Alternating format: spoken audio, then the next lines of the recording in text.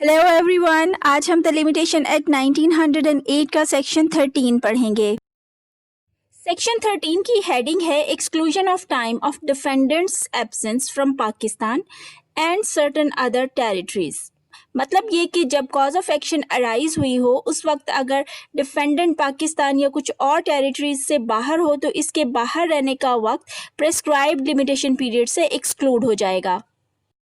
अब सेक्शन का टेक्स्ट पढ़ लेते हैं जो कहता है in computing the period of limitation prescribed for any suit the time during which the defendant has been absent from Pakistan and from the territories beyond Pakistan under the administration of the federal government shall be excluded.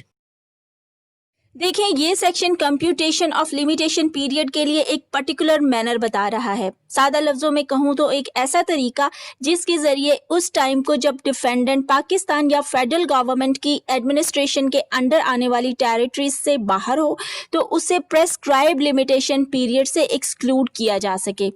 यहाँ ये बात mind में रखें कि ये section running time को stop करने का कोई तरीका नहीं बता रहा। अब जरा territories beyond Pakistan under the administration of central government को देख लेते हैं कि इसमें कौन से इलाके आते हैं जिन पर सेक्शन 13 अप्लाई होता है। याद रखें, ये सेक्शन सिर्फ उन्हीं टेरिटरीज को कवर करता है जो सेंट्रल गवर्नमेंट के एडमिनिस्ट्रेटिव कंट्रोल में हैं। जिन टेरिटरीज पर पाकिस्तान आर्म्ड फोर्सेस का कब्जा है लेकिन वो सेंट्रल गवर्नमेंट के एडमिनिस्ट्रेटिव कंट्रोल में नहीं है, उन पर लिमिटेशन एक्ट का सेक्शन 13 अप्लाई नहीं होता। अब देख लेते हैं कि सेक्शन 13 अप्लाई कहाँ होता है। इस हवाले से सबसे पहली बात तो ये है कि ये सेक्शन सिर्फ सूट्स पर अप्लाई होता है, किसी किस्म की एग्जीक्यूशन प्रोसीडिंग्स पर अप्लाई नहीं होता। दूसरी बात, इस सेक्शन के बेनिफिट्स सिर्फ डिफेंडेंट के लिए अवेलेबल हैं, प्लेंटिफ के लिए बिल्कुल नहीं है। अगर प्लेंटिफ मुल्क से बाहर हो तो वो इस सेक्शन के बेनिफिट्स को क्लेम नहीं कर सकता। अगला पॉइंट ये है कि डिफेंडेंट की पाकिस्तान से एब्सेंस में भी सूट फाइल किया जा सकता है। सेक्शन 13 इसे बार नहीं करता।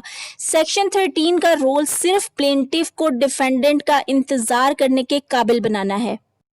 अगर कभी ऐसी सूरत हाल हो कि जब कॉज ऑफ एक्शन अराइज हो तो उस वक्त डिफेंडेंट पाकिस्तान में हो और बाद में मुल्क से बाहर चला जाए तो सेक्शन 13 अप्लाई नहीं होगा, क्योंकि इसी एक्ट का सेक्शन 9 कहता है once time has begun to run no subsequent disability और inability to sue stops it.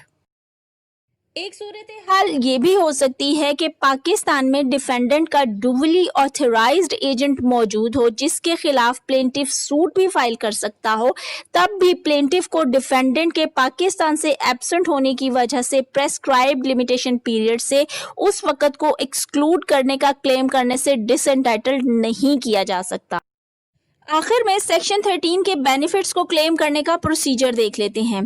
Defendant के मुल्क से बाहर होने वाले टाइम को प्रेस्क्राइब लिमिटेशन पीरियड से एक्सक्लूड करने का क्लेम करने के लिए प्लेंटिफ को इसे स्पेसिफिकली ना सिर्फ प्लीड करना होगा बल्कि इस फैक्ट को स्ट्रिक्टली प्रूव भी करना पड़ेगा।